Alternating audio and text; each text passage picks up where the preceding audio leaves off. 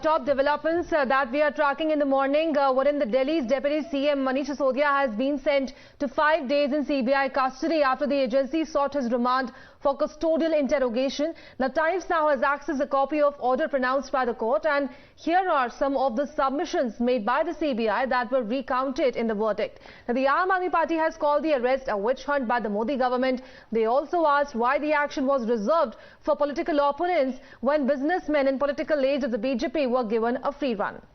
Now, getting you those details as those charges, that is what is being said, were backed by other political parties as well. Congress, in fact, went as far to put the judge who granted the CBI custody in the dock, where Kerala Chief Minister Pinarayi Vijayan has called it how an example of the BJP misuses the central agencies to intimidate the opposition. अगर opposition parties की और बात करें तो Samajwadi party के chief Akhilesh Yadav का भी कहना है, और ये confirmation उनकी तरफ से कहना है कि central agencies बीजेपी के सामने झुक जाती हैं और ये सब हो रहा है ताकि वो opposition party leaders को टारगेट कर सके 2024 के इलेक्शन से पहले।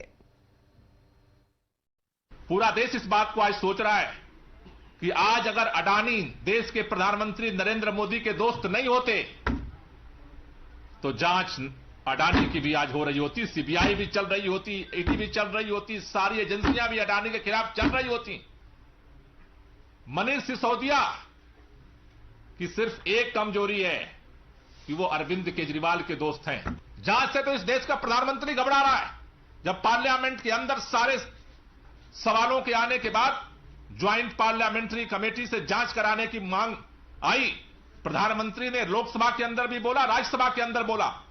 जुबान से एक भी लाइन, एक भी लफ्ज नहीं निकला। अदालत के फैसले का हम सम्मान करते हैं, लेकिन देश के हालात जिस तरीके के हैं और जिस तरीके से नए जजेस का अपॉइंटमेंट हो रहा है, मैं बार बार कहता हूं कि किसी भी ऐसे आदमी को जो किसी एक विचारधारा से जुड़ा हुआ है उसे जज नहीं बनाना चाहिए, चाहे वो किसी भी स्तर का जज हो।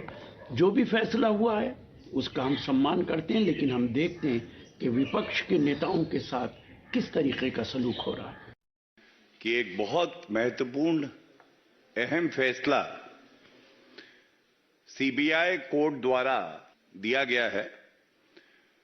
और जैसे कल से हम देख रहे हैं कि एक तरफ कानून अपना काम कर रहा है,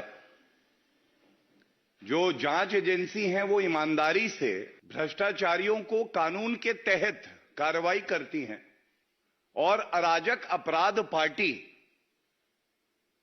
ना संविधान का सम्मान करती है, ना न्यायालय का सम्मान करती है, ना जनता का सम्मान करती है, और ना कानून का सम्मान करती है। ऐश्वर्या हमारे साथ जुड़ रहे हैं। ऐश्वर्या, जहां तक अगर इस सियासत जंग की बात करें, वहीं आम आदमी पार्टी का ये कहना है कि वो अपना प्रोटेस्ट जो है जारी रखेंगे बीजेपी के खिलाफ और ये जो अरेस्ट हुआ है उसके खिलाफ। देखिए, बिल्कुल आम आदमी पार्टी की तरफ से साफ तौर पर कह दिया है कि वो झुकने वाले नहीं है और लगातार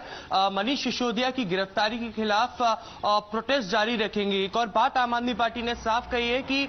मनीष सिसोदिया के पास जो भी जिम्मेदारियां हैं वो उनके पास बरकरार रहने वाली हैं, क्योंकि भारतीय जनता पार्टी की तरफ से लगातार मांग थी कि सत्येंद्र जैन और मनीष सिसोदिया, क्योंकि अब दोनों अरेस्टेड हैं, उनके सारे जो कार्यभार है वो उनसे छीन लिए जाए, उनका रेजिग्नेशन लिया जाए अरविंद केजरीवाल की ओर से और किसी और को नई जिम्मेदारियां दी जाए। लेकिन आम आदमी पार्टी का साफ तौर पर कहना है कि वो इस गिरफ्तारी को इलीगल मानते हैं, वो इस गिरफ्तारी के खिलाफ लगातार अपनी आवाज उठाते रहेंगे। और एक और बात जो हमें देखने को मिली कल से कि सारी अपोजिशन लाइक माइंडेड पार्टीज हैं वो आम आदमी पार्टी और अरविंद केजरीवाल के सपोर्ट में आ खड़ी हुई हैं। हमने तमाम ट्वीट्स देखे, बड़े बड़े नेताओं के ट्वीट्स देखे जिन्होंने साफ तौर पर इसको पॉलिटिकल वेंडेटा कहा और साफ तौर पर कहा कि सीबीआई का इस्तेमाल किस तरीके से सरकार एक बार फिर कर रही है वो कल हम लोगों को देखने को मिला। तो लगातार प्रोटेस्ट जारी रहेगा मनीष सिसोदिया की गिरफ्तारी के खिलाफ, और आम आदमी पार्टी का साफ तौर पर कहना है कि वो झुकने वाले नहीं है। आज भी हमें कई जगहों पर देश भर के अंदर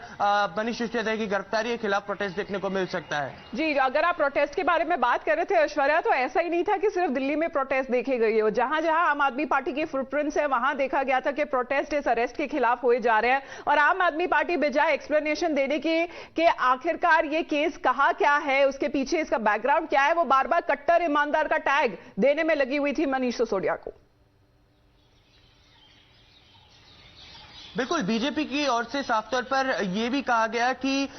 एक तरफ आम आदमी पार्टी मनीष सिसोदिया को शिक्षा मंत्री कहती है, लेकिन इस वक्त वो शिक्षा मंत्री नहीं बल्कि जो शराब मंत्री हैं, मतलब जो एक्साइज मंत्री हैं, उसके मामले में उनको गिरफ्तार किया गया है। और आम आदमी पार्टी आखिर एक्साइज पर क्यों नहीं जवाब दे रही है, वो शिक्षा की बात ही क्यों कर रहे हैं। लेकिन मध्य प्रदेश, चंडीगढ़, हमने तमिलनाडु, केरला, इन सब जगहों पर जहां पर आम आदमी पार्टी 2024 के इलेक्शन से पहले अपने पैर पसारना चाहती थी, वहां पर उनके कार्डर्स ने कल जमकर प्रोटेस्ट किया। और साफ तौर पर बीजेपी का कहना है कि एक्साइज पॉलिसी पर अरविंद केजरीवाल जवाब दें, क्योंकि भगवंत मान और अरविंद केजरीवाल जब मनीष सिसोदिया के घर से प्रेस कॉन्फ्रेंस करने के लिए आए थे, उन्होंने साफ तौर पर यह कहा था कि मनीष सिसोदिया ने जिस तरीके का बेहतरीन काम शिक्षा के क्षेत्र में करके दिखाया है, बीजेपी उनको यह काम आगे नहीं करने दे रही है। और साफ तौर पर इसी वजह से कहीं ना कहीं वो परेशान करने के लिए उनको अरेस्ट कर रही है। लेकिन एक्साइज पॉलिसी पे कहीं ना कहीं आम आदमी पार्टी के नेता चैलेंज